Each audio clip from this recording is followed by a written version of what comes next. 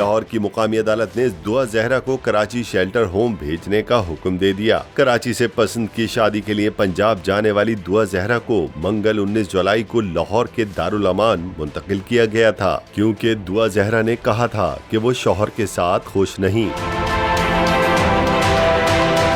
دعا زہرا نے district court Lahore میں درخواست دائر کی تھی اور عدالت کے روبرو والدین کی جانب سے جان کا خطرہ ہونے اور ظہیر کے ساتھ حالات خوشگوار نہ رہنے کا بیان دیا تھا۔ دعا زہرا کا کہنا تھا کہ اس نے شوہر سے الگ ہو کر اپنے رشتہ دار کے گھر رات گزاری، اس کے پاس رہنے کے لیے کوئی چھت نہیں، اس لیے وہ دارالامان جانا چاہتی ہے۔ لڑکی کا موقف سننے کے بعد فاضل جج نے دعا زہرا کی استدعا قبول کرتے ہوئے اسے لاہور کے دارالامان منتقل کرنے کا حکم دے دیا تھا۔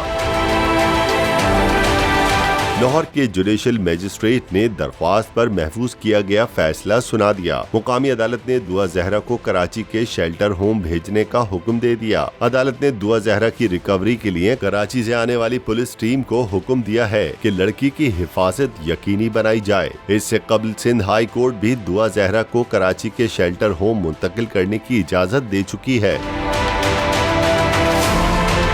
دوسری جانب دعا زہرا کے شوہر ظہیر کو بھی پولیس گرفتار کر چکی ہے، جسے کراچی پولیس نے سندھ ہائی کورٹ میں پیش کیا تھا۔